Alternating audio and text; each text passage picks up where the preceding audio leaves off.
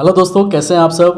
दोस्तों आज मैं आपको बताने वाला हूं कि अपने क्रेडिट रिपोर्ट से ओवरड्यू का जो अमाउंट आपको दिखा रहा है वो कैसे रिमूव किया जाए। मतलब आपने पेमेंट टाइमली सारे कर दिए, पेमेंट दिए हुए भी 2-3 महीने हो चुके हैं, लेकिन वो जो लोन अकाउंट है वो ना ही क्लोज हुआ है, फिर भी जो है आपके क्रेडिट रिपोर्ट पे ओवरड्यू दिखा रहा है। तो उस ओवरड्यू को कैसे रिमूव किया जाए, तो आज मैं आपको बताने वाला हूँ। देखिए दोस्तों, काफ़ी लोग ये कंफ्यूज हो जाते हैं कि आज पेमेंट की और दूसरे तीसरे दिन अपना क्रेडिट स्कोर देखते हैं या चौथे दिन क्रेडिट स्कोर देखते हैं, उनको लगता है कि ये अभी तक ओवरड्यू में क्यों दिखा रहा है, अब मैं इसको कैसे रिमूव करूँ। देखिए, आपको रिमूव करने की ज़रूरत नहीं है, वो आप 1 महीना वेट कीजिए, वो खुद ही आपका रिमूव हो जाता है। अगर 1 महीने में भी रिमूव नहीं होता, मतलब मान के चलिए मैक्सिमम टू मैक्सिमम आप 45 दिन सिर्फ वेट कीजिए, 45 दिन के अंदर हो जाता है तो ठीक है। अगर नहीं होता है तो मैं आपको बता रहा हूँ कि कैसे हो पाएगा।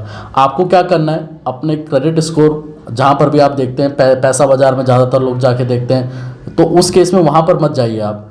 आपको मैं डायरेक्टली बोलूँगा कि ट्रांस यूनियन की वेबसाइट पे जाइए। ट्रांस यूनियन की वेबसाइट पे जाके आप आईडी पासवर्ड क्रिएट कीजिए। यहाँ पर जो है आपको सब कुछ दिख जाएगा, कहाँ पर कोई लोन अकाउंट की एंट्री में ऐसा कोई दिक्कत तो नहीं है, वो सारा कुछ चेक कर सकते हैं। कितनी इंक्वायरीज आज तक आपने लाइफ में की है, वो सारी डिटेल आपको दिख जाएगी। डिस्प्यूट भी यहीं से आप रेज कर पाएंगे। मतलब सारा काम जो है आपका एक ही जगह से हो जाएगा। आप जैसे ही लॉगिन कर देते हैं, अगर आपको नहीं पता कि इस तरीके से कैसे लॉगिन होगा, तो वीडियो के नीचे मैंने एक लिंक दिया हुआ है, आप उस पर टिक करना, एक वीडियो ओपन होगी, उसमें सारी डिटेल मैंने बता रखी किस तरीके से आप जो है लॉगिन कर सकते हैं। अब यहाँ पर जैसे लॉगिन कर लिया तो आप देख पा रहे हो कि जैसे यहाँ पर मेरा क्रेडिट स्कोर दिखा रहा है 771, इसी तरीके का आपको भी दिखाएगा। आपको जाना है क्रेडिट रिपोर्ट पे, आपको यहाँ पर टिक करना है क्रेडिट रिपोर्ट पे। क्रेडिट रिपोर्ट पे जैसे आप टिक करेंगे, जैसे यहाँ क्रेडिट रिपोर्ट लिखा हुआ है, इस पर आपको टिक कर देना है। क्रेडिट रिपोर्ट पे टिक करने के बाद आपको जाना है अकाउंट्स, आप यहाँ पर देख सकते हैं, यहाँ पर जाना है आपको अकाउंट में। अकाउंट में जाने के बाद अब जैसे एग्जांपल मैं आपको दिखाता हूँ, जैसे मान के चलिए ये बजाज का ही लोन लेके चलिए, ये क्लोज हो चुका है। आप यहाँ पर देख सकते हैं, ये छोटा सा कुछ फाइनेंस कराया था 4499 का, जो है आप 4500 लेके चलिए। और ये जो ओपन हुआ था, अब यहाँ पर देख सकते हैं, ये 18 नवंबर 2022 में, और ये क्लोज हो गया जनवरी में 2023 में। अब यहाँ पर देख सकते हैं कि जो ओवर ड्यू जो लिखा हुआ है वो 0 लिखा हुआ है। यहीं पर लोगों का कहीं पर लिखा रहता है 420 रुपये, 410 रुपये, किसी का भी XYZ 1050 रुपये हो सकता है, 1010 लेके चलिए, ये अमाउंट लिखा हुआ है। लेकिन आपने जो है टोटली पेमेंट कर दी है, तो उस केस में क्या करना है दोस्तों कि अगर आपने टोटल पेमेंट कर दिया है, ठीक है, तो आप ये देखिए कि आपने पेमेंट कितने टाइम पहले किया है। अब एग्जाम्पल के तौर पे देखिए, मैंने यहाँ पर लास्ट जो पेमेंट की थी इनको, वो की थी दिसंबर में, और ये लोन अकाउंट जो क्लोज हुआ है वो जनवरी में जाके हुआ है। करीबन आप ये टाइम कैलकुलेट करेंगे तो 1 महीने के बाद जो है ये क्लोज हुआ है। तो आप 1 महीने वेट कीजिए, कम से कम 1 महीने नहीं हुआ तो उस केस में आप यहाँ पर क्या करना है, सिंपली आप इसको बंद कीजिए, इस अकाउंट को स्क्रॉल डाउन कीजिए। यहाँ पर देखिए आपका लिखा हुआ है रेज एंड डिस्प्यूट, आप देख सकते हैं, इस पर आपको टिक करना है रेज एंड डिस्प्यूट पे। रेज एंड डिस्प्यूट पे आप जाएंगे तो आपको छोटा सा काम करना है, वो मैं आपको बता देता हूँ। आपको यहाँ पर आप देख सकते हैं, स्क्रॉल डाउन किया, एक्सेस टू डिस्प्यूट फॉर्म, इस पर टिक करना है।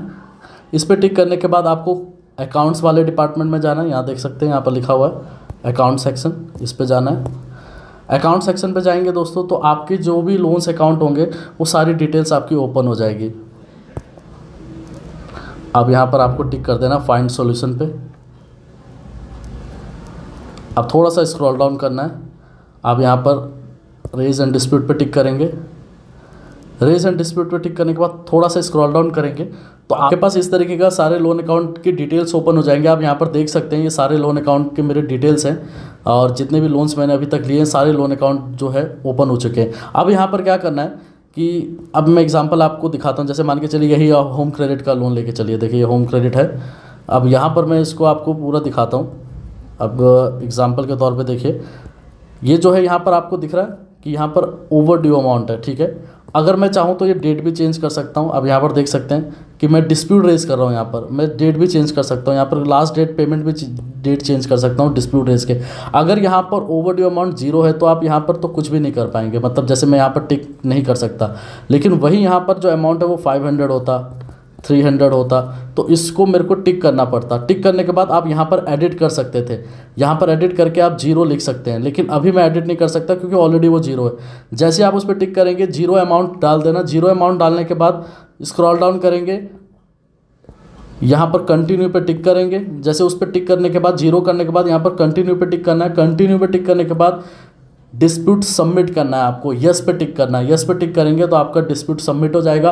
और फिर आपको होम क्रेडिट से बात करना है। होम क्रेडिट वालों को जाके बोलना है, या बजाज का है चाहे किसी भी बैंक का है, उनको बोलना है कि ये मैंने डिस्प्यूट रेज किया हुआ है, आप उसका स्क्रीनशॉट लेके भेज देना। और ये लोन अकाउंट मैंने ऑलरेडी क्लोज कर चुका है, एनओसी भी मेरे पास है। इस तरीके का मेल आपको करना पड़ेगा बजाज को या होम क्रेडिट को, और ये मेरे क्रेडिट रिपोर्ट से जीरो कर दीजिए, या क्रेडिट स्कोर में जो ओवर ड्यू दिखा रहा है उसको जीरो कर दीजिए।